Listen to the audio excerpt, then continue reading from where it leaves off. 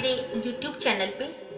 आज मैं आप लोगों को एक बहू की व्यथा सुनाना चाहती हूँ जो अपने परिवार में ससुराल के जो लोग हैं उनसे खुश नहीं है और वो उलाहना अपने पति को किस लहजे में देती है। आइए सुनते हैं। यदि आपको हमारा ये प्रयास अच्छा लगे तो हमारे चैनल को जरूर सब्सक्राइब करें। आइए सुनते हैं।